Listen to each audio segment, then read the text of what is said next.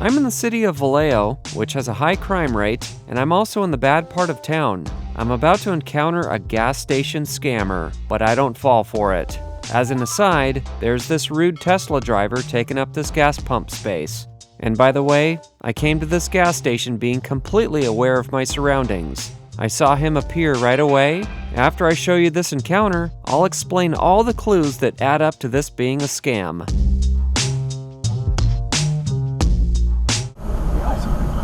How you doing today? Good. I'm sorry, me and wife and kids in the restaurant, right?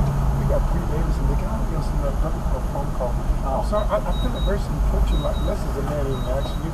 Can you help us out?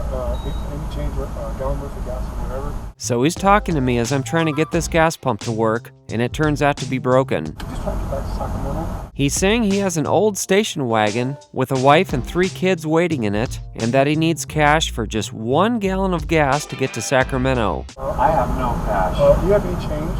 I don't. I don't carry cash. He finally leaves me alone after I tell him I don't carry cash. He goes on to pester other people, but this isn't the last time I have to deal with him.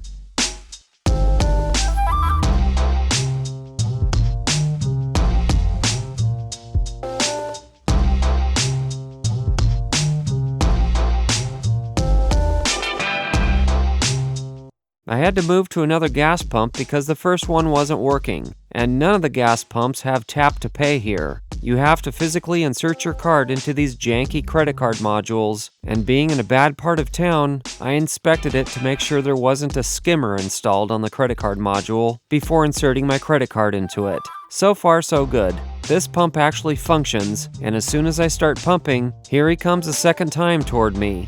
Oh, wonderful. He must have a really short-term memory because he approaches me and tells me his whole story all over again, as if I was a person he hadn't pestered yet.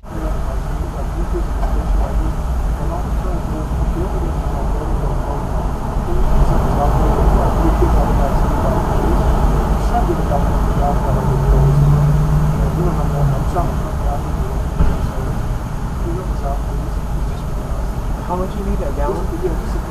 You'll notice I pressed him on how many gallons of gas he wanted cash for. I did that to expose a major hole in his story, which I'll explain in a second. I mean, I don't have any cash. Yeah, I don't carry cash. Once again, I told him I don't carry cash. He left me alone a second time and went off to find more people to pester.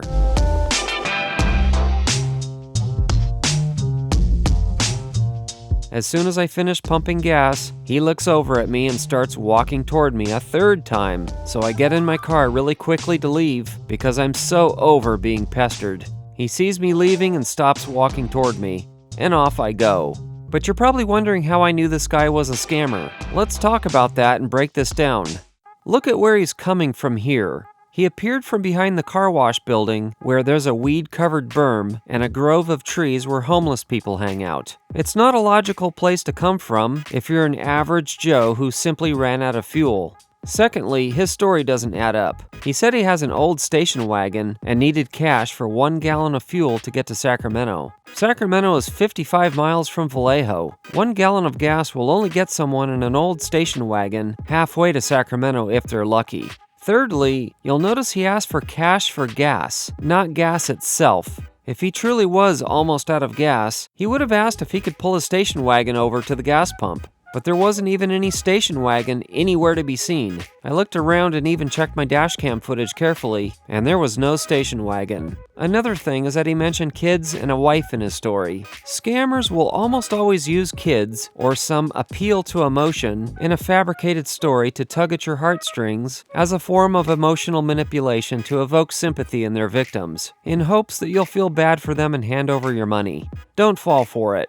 A regular Joe who's legitly in a bind will probably only stick to relevant details when asking for help, such as explaining that they're short of fuel to get to where they need to go, but without rambling on and on, or without mentioning extraneous details like who's with them.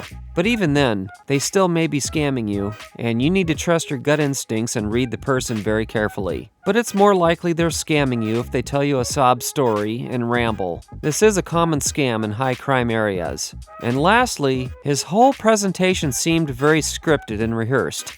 Given the totality of all these clues, it's certain he's a scammer. Any money given to him would surely not have been spent on fuel. Glad I didn't fall for it. Alright guys, there's a lot more exciting content to come, so be sure to subscribe, hit that bell icon, drop a comment below, give us a thumbs up and share. Also, check out some of our other videos. Thank you for watching.